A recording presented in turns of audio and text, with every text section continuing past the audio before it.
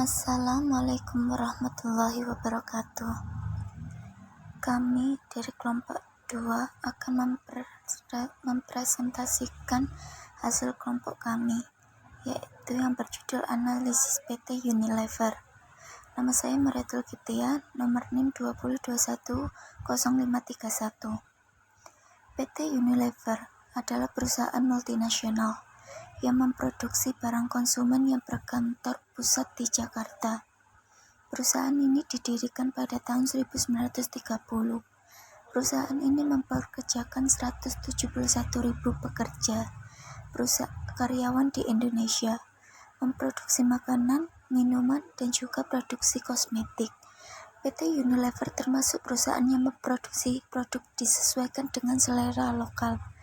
Salah satu contohnya, untuk lebih dikenal masyarakat Indonesia dan bisa mendapat hati masyarakat Indonesia, maka Unilever membuat produk yang sesuai dengan cita rasa Indonesia, seperti kecap bango. Kecap merupakan makanan yang terbuat dari kacang kedelai. Bisa dibilang kecap merupakan makanan yang khas dari Indonesia. Nama saya BCK Saputra, NIM 20210714 akan mempresentasikan struktur organisasi PT Unilever. Direksi, seorang yang ditunjuk untuk memimpin Unilever Indonesia. Dewan Komisaris, sebuah dewan yang bertugas untuk melakukan pengawasan dan memberikan nasihat kepada Direktur Perseroan Terbatas atau PT. Komite Audit, membantu Dewan Komisaris dalam menjalankan fungsi kepengawasannya dengan melaksanakan kajian atas integritas laporan keuangan Unilever Indonesia, manajemen risiko, dan pengendalian internal, kepatuhan terhadap ketentuan hukum dan perundang-undangan, kinerja, kualifikasi. Komite nominasi bertanggung jawab untuk menelaah dan merumuskan rekomendasi paket remunerasi Dewan Komisaris serta merencanakan pencalonan dan nominasi calon yang akan diusulkan sebagai anggota Dewan Komisaris, Direksi, dan atau anggota berbagai komite lainnya. Remunerasi bertanggung jawab untuk menelaah dan merumuskan rekomendasi paket remunerasi Dewan Komisaris dan Direksi serta merencanakan pencalonan dan nominasi calon yang akan diusulkan sebagai anggota Dewan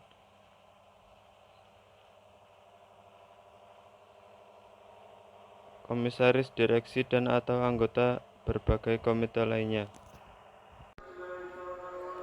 Assalamualaikum warahmatullahi wabarakatuh.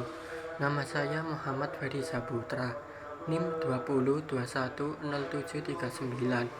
Saya akan menerangkan tentang strategi bersaing PT Unilever. Strategi bersaing PT Unilever terdiri dari 8, yaitu 1. Kepemimpinan harga rendah. 2. Berfokus pada peluang pasar. 3. Strategi penjualan atau promosi. 4. Strategi sumber daya manusia. 5. Strategi teknologi dan informasi. 6. Segmentasi produk. 7. Strategi operasi. 8. Menguatkan keakraban pelanggan dan pemasok. Assalamualaikum warahmatullahi wabarakatuh. Saya Raisya Putra Firmananda dengan NIM 20210670. Di sini saya ingin menjelaskan analisa SWOT dari PT Unilever. Di sini ada kelemahan. Kelemahan yang dimiliki PT Unilever ada 3, yaitu yang pertama, PT Unilever memiliki struktur matriks yang terdapat beberapa tantangan yang mesti dihadapi perusahaan. Yang kedua, jumlah karyawan yang tambun. Dan yang ketiga, rendahnya respon pasar terhadap produk-produk tertentu. Yang kedua, ada kekuatan. Di sini ada 4 kekuatan yang dimiliki PT Unilever, yaitu yang pertama, strategi promosi produk PT Unilever yang efektif, pemimpin pasar consumer goods di Indonesia. Yang ketiga, perencanaan baik dan kerjasama erat para pemasok, konsumen, dan distributor. Yang keempat, PT Unilever gencar di misi sosial sehingga kedekatan dengan konsumen sangat terjaga. Yang ketiga, ada kesempatan. Ada 3 kesempatan yang dimiliki PT Unilever.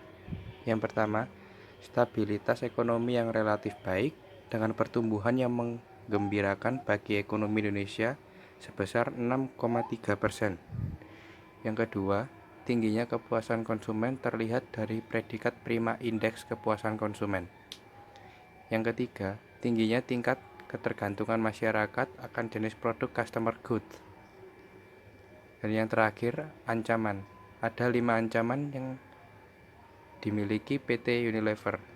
Yang pertama, adanya kenaikan bahan baku dan kemasan. Yang kedua, tidak stabilnya nilai tukar rupiah terhadap mata uang asing. Yang ketiga, melemahnya daya beli konsumen. Yang keempat, adanya pemboikotan produk Zionisme termasuk Unilever. Dan yang terakhir, yang kelima, produk pesaing dengan harga lebih rendah. Sekian presentasi saya mengenai analisa SWOT dari PT Unilever. Kurang lebihnya, mohon maaf. Sekian, terima kasih. Assalamualaikum warahmatullahi wabarakatuh. Kenalkan, nama saya Silvi Fatikasari, nomor NIM 202107080 dari kelas reguler Malam Manajemen A.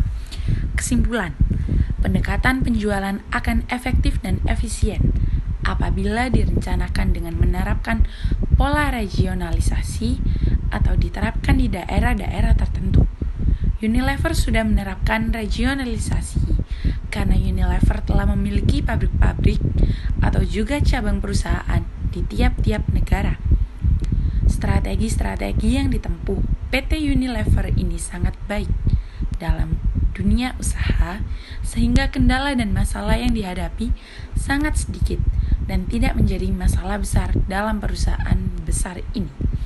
Strategi promosi, periklanan, promosi penjualan, hubungan masyarakat dan publisitas, penjualan secara pribadi, dan pemasaran langsung sangat baik dalam dunia usaha sehingga patut ditiru perusahaan lain. Di samping itu, kualitas yang bagus. Sekian, terima kasih. Wassalamualaikum warahmatullahi wabarakatuh.